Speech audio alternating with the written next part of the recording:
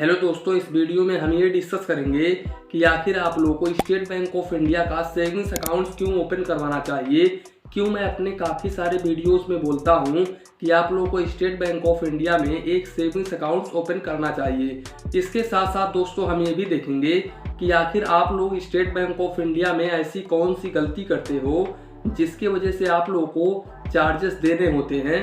तो दोस्तों वीडियो को बिल्कुल भी स्किप मत करिएगा, और अगर आप चैनल पर पहली बार आए हैं तो प्लीज़ चैनल को सब्सक्राइब कर लें ताकि आपको ऐसे नॉलेजफुल वीडियोस मिले सबसे पहले। तो चलिए इसी के साथ में वीडियो स्टार्ट करते हैं। दोस्तों सबसे पहले हम बात कर लेते हैं कि स्टेट बैंक ऑफ इंडिया में आखिर आप लोगों को सेविंग्स अकाउंट क्यों ओपन करवाना चाहिए। तो दोस्तों जानकारी के लिए हम आप लोगों को बता दें कि state bank of India India का नंबर 1 बैंक है दोस्तों, और स्टेट बैंक ऑफ इंडिया का ब्रांच हर जगह होता है। इसके अलावा स्टेट बैंक ऑफ इंडिया का एटीएम भी काफ़ी सारे स्थान पर होता है। फॉर एग्जांपल आपने स्टेट बैंक ऑफ इंडिया में अपना एक सेविंग्स अकाउंट ओपन करवाया और आप किसी भी सिटी में जा रहे हो एटीएम कार्ड से पैसे निकालने के लिए, तो वहाँ पर आप लोगों को स्टेट बैंक ऑफ इंडिया का एटीएम देखने को मिल जाएगा। बाकी अगर हम और बैंकों की बात करें तो सभी बैंकों का ब्रांच हर जगह नहीं होता है, सभी बैंकों का एटीएम्स हर जगह नहीं होता है, जबकि स्टेट बैंक ऑफ इंडिया का एटीएम्स और ब्रांच हर जगह उपलब्ध होता है। तो पहला तो कारण ये है। दूसरा कारण है दोस्तों कि state bank of India government sector का बैंक है और स्टेट बैंक ऑफ इंडिया कभी भी डूब नहीं सकता है। दोस्तों ये दावे के साथ मैं बोलता हूँ, अगर स्टेट बैंक ऑफ इंडिया कभी भी डूब जाता है तो ये मान के चलो कि इंडिया का जो अर्थव्यवस्था है वो पूरी की पूरी चौपट हो जाएगी। दोस्तों सवाल ही नहीं पैदा होता है कि स्टेट बैंक ऑफ इंडिया डूब जाए। दूसरा कारण ये है। और तीसरा जो कारण है दोस्तों वो ये है कि स्टेट बैंक ऑफ इंडिया में आप अपना सेविंग्स अकाउंट ओपन करवाते हो तो यहाँ पर आप लोगों को कुछ भी मिनिमम बैलेंस रिक्वायरमेंट नहीं होता है। हालांकि इन्होंने अपने सर्विस चार्जेस में ये लिखा है कि रूरल में 1000 रुपीज़, सेमी रूरल में 2000 रुपीज़, वहीं पर अर्बन और मेट्रो सिटीज़ में आप लोग को 3000 रुपीज़ मेंटेन करना होता है। लेकिन अगर आप इस बैलेंस को मेंटेन नहीं करते हो तो ऐसे केसेस में स्टेट बैंक ऑफ इंडिया आप लोगों से कोई भी चार्जेस नहीं लेता है। तो यहाँ पर हम कह सकते हैं कि यहाँ पर ये एक जीरो बैलेंस सेविंग्स अकाउंट्स है। तो यहाँ पर स्टेट बैंक ऑफ इंडिया में आप लोगों को मिनिमम बैलेंस भी चार्जेस आप लोगों को नहीं देना होता है। और जो चौथा पॉइंट वो है दोस्तों कि चौथा पॉइंट ये है हमारा कि state bank of India SMS alert के ऊपर आप लोगों से कोई भी चार्जेस नहीं लेता है। तो यहाँ पर भी state bank of India best हो जाता है। और पांचवा पॉइंट हमारा ये है कि स्टेट बैंक ऑफ इंडिया आप लोगों से एटीएम कार्ड के ऊपर ओनली 125 रुपये प्लस जीएसटी चार्जेस करता है, जो कि हर साल आपके अकाउंट से काट लिया जाता है। वहीं पर अगर हम दूसरे बैंकों की बात करें, यहाँ पर अगर हम बैंक ऑफ बड़ौदा की बात करें तो बैंक ऑफ बड़ौदा आप लोगों से 200 रुपये चार्ज करता है, यूनियन बैंक ऑफ इंडिया 200 रुपये चार्ज करता है, पंजाब नेशनल बैंक 150 रुपये चार्ज करता है। यहाँ तक कि अगर हम एचडीएफसी की बात करें तो एचडीएफसी बैंक भी आप लोगों से 200 रुपये चार्ज करता है। तो यहाँ पर state bank of India better है इन पांचों मामले में। इसके अलावा दोस्तों छठवां जो पॉइंट हमारा ये है कि स्टेट बैंक ऑफ इंडिया में अगर कोई फॉरेक्स ट्रांजैक्शन होता है तो वहाँ पर आप लोगों को चार्जेस जो है वो काफ़ी कम देना होता है। इसके अलावा फॉरेक्स ट्रांजैक्शन बहुत ही जल्दी आपके अकाउंट में क्रेडिट हो जाता है। फॉर एग्जांपल यूट्यूब का पैसा मेरे स्टेट बैंक ऑफ इंडिया के अकाउंट्स में ही आता है, जो कि मेल पहले नहीं आता है, जितना जल्दी पेमेंट आ जाता है। तो पेमेंट का मेरे पास में काफ़ी बड़ा एक्सपीरियंस है स्टेट बैंक ऑफ इंडिया के साथ में।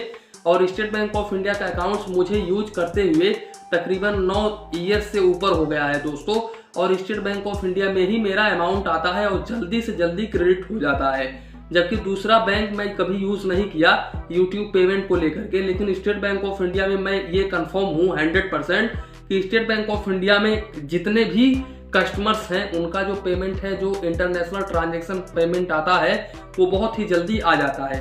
तो यहाँ पर भी 6वें नंबर पर भी state bank of India best हो जाता है। दोस्तों अब यहाँ पर ये क्लियर हो गया कि मैं अपने काफ़ी सारे वीडियोस में क्यों बोलता हूँ कि आप लोगों को स्टेट बैंक ऑफ इंडिया का सेविंग्स अकाउंट ओपन करवाना चाहिए। दोस्तों अब हम चलते हैं कि आखिर स्टेट बैंक ऑफ इंडिया में वो कौन सी गलती आप लोग करते हो जिसके वजह से स्टेट बैंक ऑफ इंडिया में आप लोग को चार्जेस देना होता है। तो दोस्तों देखो यहाँ पर स्टेट बैंक ऑफ इंडिया में चार्जेस आप लोग को ना के बराबर देना होता है, लेकिन यहाँ पर लोग स्टेट बैंक ऑफ इंडिया से परेशान क्यों होते हैं उसका जो मुख्य कारण है स्टेट बैंक ऑफ इंडिया के कर्मचारी। स्टेट बैंक ऑफ इंडिया के कर्मचारी जो होते हैं वो अच्छे तरीके से काम नहीं करते हैं, कस्टमर्स के साथ में अच्छे तरीके से व्यवहार नहीं करते हैं। ये रियलिटी है दोस्तों, सच्चाई है। दोस्तों मैं अपनी कहानी बता रहा हूँ कि स्टेट बैंक ऑफ इंडिया का योनो SBI मैं यूज़ करता था बहुत पहले, आज से तकरीबन 8-9 ईयर्स पहले। तो हुआ यूँ कि मेरा जो योनो SBI से मैंने एक ट्रांजेक्शन किया, मैंने एक फ्रेंड्स के पास में एक पैसा भेजा, तो वहाँ पर पैसा चला गया। उसके बाद में देखिए, आप SBI योनो से किसी के पास में भी फंड ट्रांसफ़र करते हैं तो SBI आप लोगों को सिक्योरिटी अलर्ट का एक मैसेज भेजता है। तो वैसे ही सिक्योरिटी अलर्ट का मैसेज मेरे पास में आया और मैंने क्या किया, वो जो सिक्योरिटी अलर्ट का मैसेज था वो रिटर्न फॉरवर्ड कर दिया, जिसके वजह से मेरा SBI योनो जो है वो ब्लॉक कर दिया गया। अब जब ब्लॉक हो गया दोस्तों, तो ब्लॉक होने के बाद में मैं तकरीबन 2-3 महीने के बाद में ब्रांच में जाता हूँ, तो वहाँ पर दशहरे का टाइम था। तो वो बोले कि भैया आप मंगलवार को आइए, मंगलवार को आपका काम हो जाएगा। मैंने बोला ठीक है। उन्होंने कहा कि अभी कर्मचारी आए हुए नहीं हैं, हमारे जो इंटरनेट बैंकिंग के कर्मचारी हैं वो छुट्टी पर हैं, तो आए नहीं है, आपका काम इस वजह से नहीं हो सकता है, लेकिन आप कुछ दिन के बाद में आए, आपका काम हो जाएगा। मैंने बोला ठीक है, कोई बात नहीं है।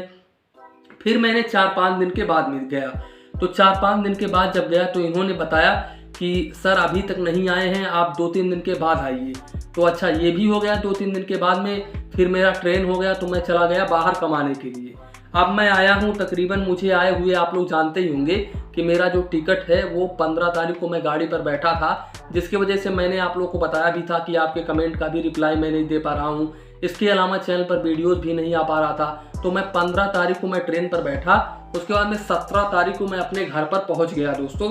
उसके बाद में आप लोगों को पता होगा कि 19 तारीख को छठ पूजा था, तो वहां पर मैं बिजी हो गया। फिर मैंने गया 21 तारीख को मैंने ब्रांच पर विजिट किया। दोस्तों यहाँ पर मैं डेट कंफर्म नहीं हूँ, 21 को या फिर 22 को मैं गया हूँगा, इतना कंफर्म नहीं है।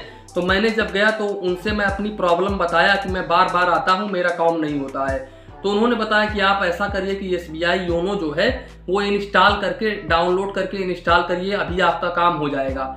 मैंने डाउनलोड कर लिया, इंस्टॉल कर लिया। उसके बाद में मैं तकरीबन 40 मिनट तक वहाँ पर बैठा रहा, मेरा काम नहीं हुआ। तो फिर बाद में मुझे काम आ गया, मैं जल्दी में था, तो 40-45 मिनट हो गया बैठे बैठे, काम नहीं हुआ, तो इसके वजह से चला आया। तो देखो यहाँ पर स्टेट बैंक ऑफ इंडिया के जो कर्मचारी हैं वो कस्टमर्स के साथ में बहुत ही एकदम, ये मान के चलो कि मैं सबकी बात नहीं कर रहा हूं दोस्तों, लेकिन बहुत ज़्यादा से ज़्यादा कर्मचारी जो होते हैं वो कस्टमर्स के साथ में अच्छे तरीके से व्यवहार नहीं करते हैं, पेश नहीं आते हैं, जिसके वजह से कस्टमर्स काफ़ी ज़्यादा परेशान हो जाते हैं। और जो दूसरा जो पॉइंट है दोस्तों कि कस्टमर्स क्यों परेशान होते हैं, तो दूसरा पॉइंट ये है दोस्तों कि जाते हैं, जब आप लोग जाते हो कि स्टेट बैंक ऑफ इंडिया में अपना एक सेविंग्स अकाउंट ओपन करवाने के लिए, तो जैसा कि आप लोग जानते हैं कि कोई भी बैंक हो, वो जरूरी नहीं है कि वो स्टेट बैंक ऑफ इंडिया हो या फिर बैंक ऑफ बड़ौदा हो या फिर पंजाब नेशनल बैंक हो, कोई भी बैंक हो, उन बैंकों के कर्मचारी को वो जो बैंक का हेड होता है वो लोग टारगेट देते हैं कि इतना इंश्योरेंस आप 1 महीने में कंप्लीट करो। तो स्टेट बैंक ऑफ इंडिया के कर्मचारी जो हैं वो कस्टमर्स ढूंढेंगे नहीं, इंश्योरेंस के लिए लोगों को बोलेंगे नहीं, बस वो क्या करेंगे कि कोई नया ग्राहक आता है सेविंग्स अकाउंट ओपन करवाने के लिए, तो उनके पल्ले इंश्योरेंस बांध देंगे। फॉर एग्जाम्पल, आप गए स्टेट बैंक ऑफ इंडिया में अपना एक सेविंग्स अकाउंट ओपन करवाने के लिए, तो आपको 3000 रुपये आपसे पहली बार, अगर अर्बन मेट्रो सिटीज़ में ब्रांच होगा तो 3000 रुपये डिपॉजिट करवाएंगे। ये भले ही आप लोगों को चार्जेस ना देना पड़े, लेकिन 3000 रुपये वो लोग डिपॉजिट करवाते हैं। उसके बाद में बोलेंगे प्लस भैया, अब कहीं पर 1300 रुपये तो कहीं पर 1000 रुपये। अब ज़्यादातर जो इंश्योरेंस होता है वो 1000 रुपये का ही लेते हैं, ये लोग 1000 रुपये का इंश्योरेंस कर देते हैं। तो आप लोग इससे भी फ्रस्ट्रेट हो जाते हो, जिसकी वजह से आप लोग बोलते हो कि स्टेट बैंक ऑफ इंडिया में सेविंग्स अकाउंट ओपन नहीं करना चाहिए।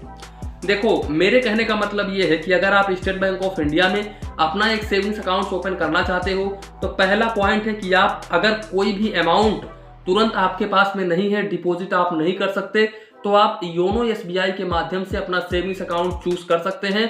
सेम एक बात मैं आप लोग को क्लियर कर दूं कि जो सेविंग्स अकाउंट्स आप लोग को ओपन करके दिया जाता है ब्रांच में, वही savings accounts Insta plus savings accounts होता है दोस्तों। सेम वही फीचर्स, वही चार्जेस, वही सब कुछ होता है दोस्तों। बस फर्क इतना है कि यहाँ पर आप लोगों को ब्रांच में 10 पेज का चेकबुक फर्स्ट फाइनेंशियल ईयर में फ्री मिल जाता है, जबकि अगर आप SBI योनो के माध्यम से अपना एक सेविंग्स अकाउंट ओपन करवाते हो तो यहाँ पर आप लोगों को 10 पेज का चेकबुक नहीं मिलता है। तो यहाँ पर देखो, फर्स्ट ईयर में ही ओनली आप लोगों को 10 पेज का चेकबुक नहीं मिलता है, बाकी सेकंड ईयर में आप लोग को वैसे भी चार्जेस देना होता है, तो इस 10 पेज का मैं कुछ कह नहीं सकता हूं दोस्तों। तो दोस्तों इसलिए मैं आप लोगों को बोल रहा हूं कि स्टेट बैंक ऑफ इंडिया के योनो SBI के माध्यम से आप अपना सेविंग्स अकाउंट चूज कर सकते हैं। और स्टेट बैंक ऑफ इंडिया के SBI योनो के माध्यम से अगर आप अपना सेविंग्स अकाउंट ओपन करवाते हैं तो यहाँ पर आप लोग को ATM कार्ड पर लिमिट भी ज़्यादा मिलता है। इसके अलावा ऐसा भी नहीं है कि आप लोगों को पासबुक नहीं मिलेगा। आप होम ब्रांच में जाओगे, देखिए जो भी होम ब्रांच आप SBI योनो में सेलेक्ट करते हो वही आपका होम ब्रांच हो जाता है। आप उस ब्रांच में जाएं और आपको जो भी तकलीफ है, जो भी समस्या है, आप वहां से करवा सकते हैं। वहां के कर्मचारी ऐसा बिल्कुल भी नहीं है कि ये कह सकते हैं कि ना करें। और दोस्तों मेरी रही बात तो मैं तो करवा लूँगा, ऐसा कुछ भी नहीं है। आजकल मेरे पास में टाइम नहीं मिल पा रहा है, नहीं तो मैं जाऊँ तुरंत मेरा जो ये स्टेट बैंक ऑफ इंडिया का इंटरनेट बैंकिंग, मोबाइल बैंकिंग है वो सभी चालू हो जाएगा। वैसे मेरा UPI चल रहा है जिसकी वजह से मुझे इतना टेंशन नहीं है कि मोबाइल बैंकिंग चले तो ही मेरा काम हो जाएगा। दूसरी बात दोस्तों, अगर आप ब्रांच से अपना सेविंग्स अकाउंट ओपन करना चाहते हो तो ब्रांच में जाओ, किसी से भी 2000-3000 रुपए ले सकते हो आप शुरू में। अगर आपके पास में अमाउंट नहीं है तो 2-3 हज़ार किसी से भी ले सकते हो और अपना अकाउंट ओपन करवा सकते हो। आपका अकाउंट जैसे ही ओपन होता है आप वो अमाउंट पूरा का पूरा अमाउंट निकाल भी सकते हो दोस्तों, और उस पर आप लोग को कोई भी charges state bank of India को नहीं देना होगा। इस बात का ध्यान रखें दोस्तों, आप लोगों के मन में बिल्कुल भी ये कंफ्यूजन नहीं होना चाहिए। दोस्तों दूसरी बात कि जो इंश्योरेंस आपका कटता है बैंक में, जैसे कि आप सेविंग्स अकाउंट ओपन करवाने के लिए जाते हो और वहां पर जो इंश्योरेंस कट जाता है, उस इंश्योरेंस को आप अगर कट रहा है, वो जबरदस्ती काट रहे हैं तो कटने तो कोई दिक्कत नहीं है। आप ऐसा करो, जब आपका सेविंग्स अकाउंट ओपन हो जाएगा तो आप SBI योनो में लॉगिन करके उस इंश्योरेंस को बंद कर सकते हैं तुरंत के तुरंत, और उसका रिफंड अपने अकाउंट में मंगवा सकते हैं। इसके अलावा कस्टमर सर्विस पर भी उस इंश्योरेंस को बंद कर सकते हैं। तो दोस्तों अब वीडियो काफ़ी ज़्यादा लंबा हो जा रहा है। आशा करता हूं कि आप लोगों के मन में जो भी स्टेट बैंक ऑफ इंडिया को लेकर के कंफ्यूजन था वो बिल्कुल भी इस वीडियो में क्लियर हो गया होगा। तो इसी के साथ में वीडियो समाप्त करते हैं।